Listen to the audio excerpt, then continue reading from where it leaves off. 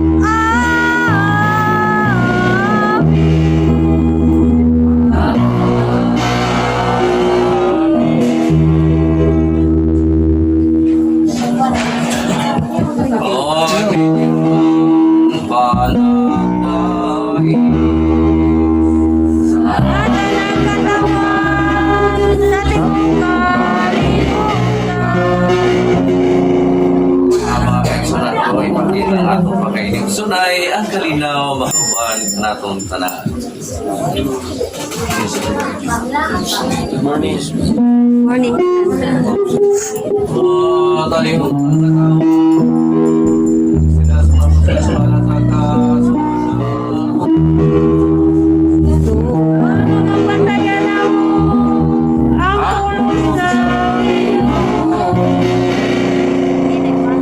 Pang lagi. Lo. Wala lagi. Ha?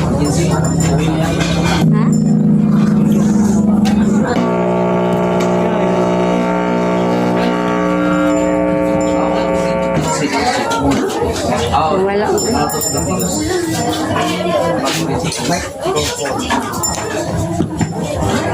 Wala, wala yung bangko dito. Ito ano, may bangko. Yung ikay sila, may tindo. Singawas, dinanan nito. Sabay lang dito. Ang ato ang epistolya ato kining mabasa sa sinulat ni Apostol San Pablo sa unang Korinto kapitulo 15 Parang malugar. versikulo 12 ngadto kini sa 22. Pwede mo na lingkuran, oh. Naguluhan Pwede kini na lingkuran. ang atong pagkabanhaw. Nagaingon. Karon, sanglit ang atong mensahe mao nga si Kristo gibanhaw. Unsaon man pag-ingon sa pipila kaninyo nga ang mga patay dili banhawon. Kung mao kana, wala di ay banhawa si Kristo. O kung wala banhawa si Kristo, kawang lamang ang among giwali o kawang usab ang inyong pagtuo. Ug labaw pa niya na, makita nga namakak kami sa Dios kay nag-ingon man kami nga gibanhaw niya si Kristo apan wala di ay siya banhawa sa Dios.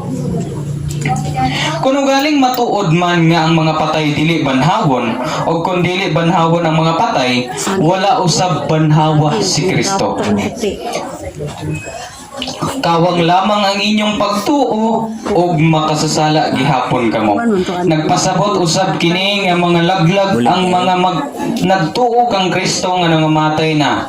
Kung ang atong paglaom kang Kristo aniya ning kinabuhia, nan kita ang labing makaluluoy sa tanang mga tao. Apan ang tinuod mao nga gibanhaw si Kristo ingon nga pagpasalig ngadto sa nangamatay banhawon usab. Kay ingon nga miabot ang kamatayon pinaagi sa usa ka tawo ug moabot usab ang pagkabanhaw pinaagi sa usa ka tawo. Kay nagingon Kaingon nga nangamatay ang tanang mga tao tungod sa ilang pagkahiusa kang Adan, banhawon usab ang tanan tungod sa ilang pagkahiusa kang Kristo. Kini mo nga to ang epistolya.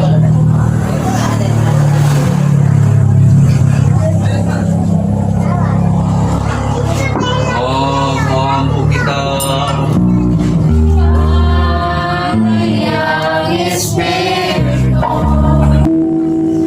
O Diyos sa mga Diyos, pagbuhat, magmando, tagyas na mga butang.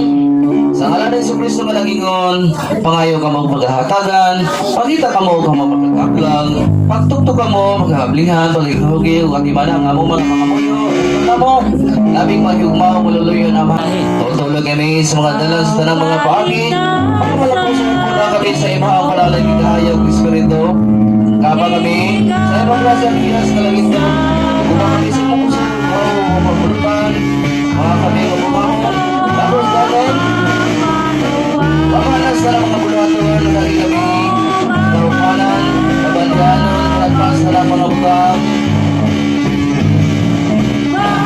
kami, sa mga panitapos, kami sa malayot na aguma, aloy, magkataron, kami sa mga patulay, mga kalintanan, kaya may tubyan sa mga piyasan, ng pilihan, kami batok sa kaway, tanang madalsan, dalam pag-iba kami manunod sa iyong ihaya, kumalapit si Juan sa salamat sa Espiritu Hanon, ang sige na kami na walay katapusan, nabagi kami sa pagkabis na tawas, pagpunta sa iyong iglesia, ano na kami sama-sama lang sa baybayon, pinitunan sa kalapitan, alam mo ang pagkailapan ng iglesia sa naon, tao sa yuta. Ipapakita nila kami mo. Usap lamang mo galing mo sa iglesia. Ako si Kristo. Ang Diyos sa iyo.